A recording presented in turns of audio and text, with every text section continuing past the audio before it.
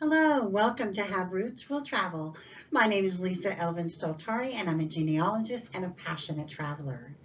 Most of my videos will eventually be about travel and location and genealogy research, but I've done a deep dive into a series now called Les Filles du Roi, the King's Daughter. And each week I am doing a biography of an individual fille du roi. There are over 700 of them, so we've got quite a ways to go. We're on episode number 64. And they're just amazing. Every one of them, I find out something amazing. And there's not one yet that I've said, that was a boring one. So stay with me. If you have a fille du roi that I haven't covered, and I'm sure there are, and you'd like me to review her and research her and produce it, I'd love to do it. So write me, either post a comment here, email me on my website, lisa@haverootswilltravel.com. You can also post something on Facebook and also on Twitter, although I don't get a lot of Twitter for whatever reason. So with that being said, I just want you to know that I would love if you would subscribe and also click on that notification alert if you want to receive, news of when I post certain videos. So I'm trying to do it about twice a week now. I used to do it only once a week, but there's a lot of girls and I need to get through them all. So we might be seeing an increase of videos shortly, but for right now, we're doing 2 a week. So with that being said, let's get started and see who we're doing today. Regular viewers know that I have produced a video called Les Filles du Roi, the Program 2.0. The Filles du Roi was a program started in 1663 to encourage the population of New France by the intendant, Jean Talon. And I go into all the ins and outs of the program and what each girl had to do and was given and all of the above. So if you want to have more information and kind of a perspective on your ancestor, I would heartily encourage you to look that one up. So let's see who we're doing. Well, those of you who saw the previous video would know that we are now doing the sister of Catherine Rivet and Anne Rivet, her older sister. Let's get to know Anne. Quite a different story, actually. So Anne Rivet was born in 1635, a full 9 years ahead of her sister Catherine. And she wasn't born in the same place as Catherine either. She was born in Sèze, Normandy, which is a township commune in the Normandy region of France. It's found on the Orne River. And Sèze has existed since the 4th century and has been seen so much history, from the Norman conquest in the 9th century to the 100-Year War when it fell to the English, and then when it surrendered to Henry IV of France.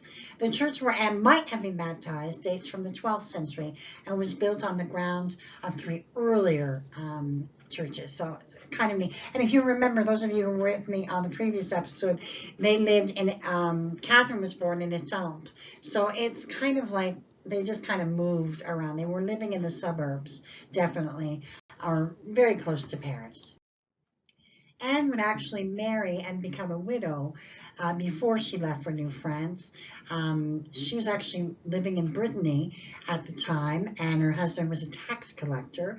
And we don't know anything, I don't know anything more about him, but I suspect she was trying to look after her sister after her father died.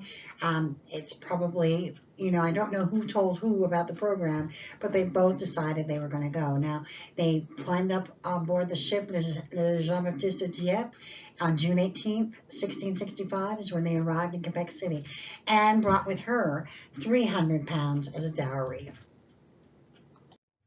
By the way, I forgot to say in the introduction that this was also the same viewer who asked me for Catherine, also asked me for Anne.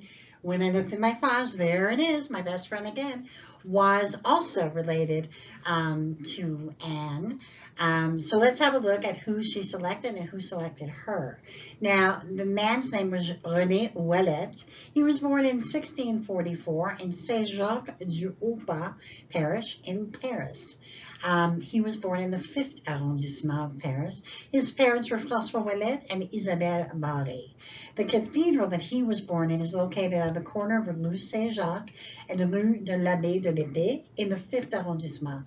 The church as it exists now had its beginning in 1632.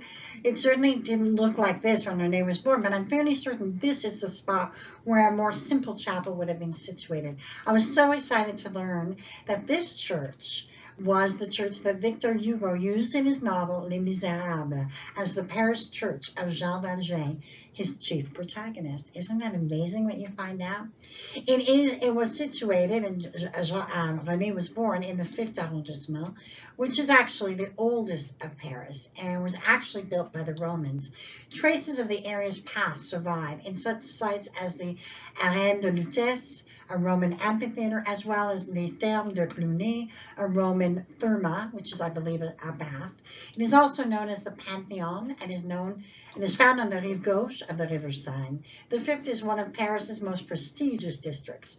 Found in this arrondissement is the Quartier Latin, which is overflowing with universities, high schools, and prestigious high schools, because the Sorbonne, which everyone knows about, used to teach Latin, and that's why it's called the Quartier Latin. That was their thing. It's also home to the National Museum of Natural History and Le Jardin des Plantes. So very, very, very historic, beautiful area that René would have come from. Now, he comes across, and we don't know much about when he came, but we know that Anne marries René Ouellet on the Ile d'Orléans, the same as her sister, and so they also, now remember that Anne is born in 1635, and René is born the same year as her sister, so she was 9 years older than him. So let's have a look at how they built their life. So again, we find ourselves at Ile d'Orléans. You can see Ile d'Orléans for those of you who are just joining me on this particular episode. Ile d'Orléans is just about 3 miles from Quebec City. And Ile d'Orléans is also subdivided into 6 different parishes. You need to know that when you are examining, when you have ancestors in this area. The 2 bottom pictures are taken recently, just to give you an idea of how beautiful this island is, and how historic. And it really is, for many people, the birthplace of Quebec. It's been called the microcosm of francophones in North America because so many people can trace their roots back here.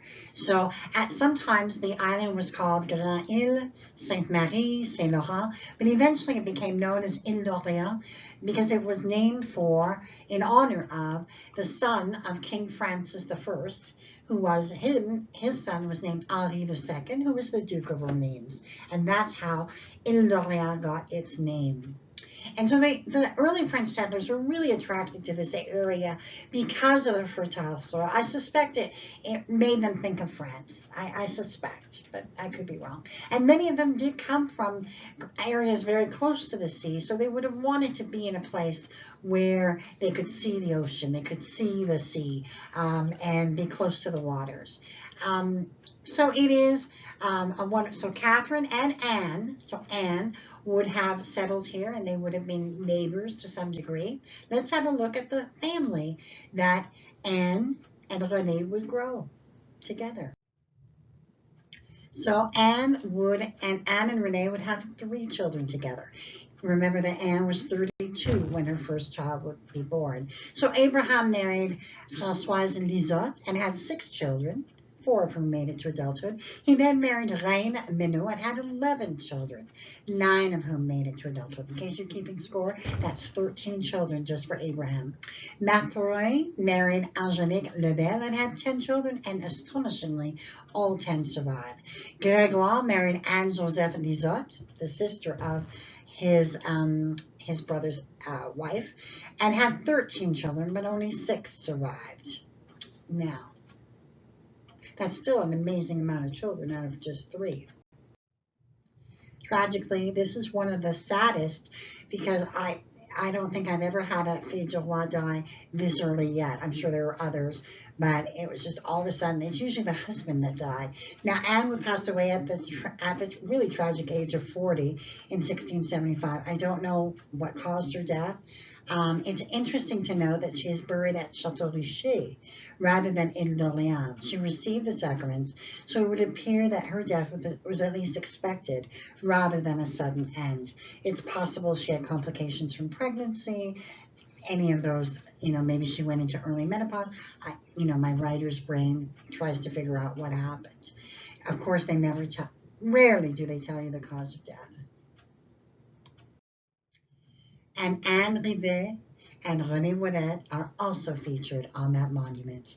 So just again, she lived a very short life in terms of her experiences here in New France, but she contributed a lot because as of 1729, she actually had 74 descendants just from her line, from those three. Her sister, who lived a much longer life, had 112. So, I mean, these Rivet sisters really did make a difference. And no matter, I always say the same thing, whether they're a short amount of time or they all make an impact because they have descendants, and those descendants still, so you could be the descendant, the only living descendant of a fille du roi, which I doubt, but certainly they made a difference and created the Ile d'Orléans that we see today. They were there at the very beginning, and they are honored.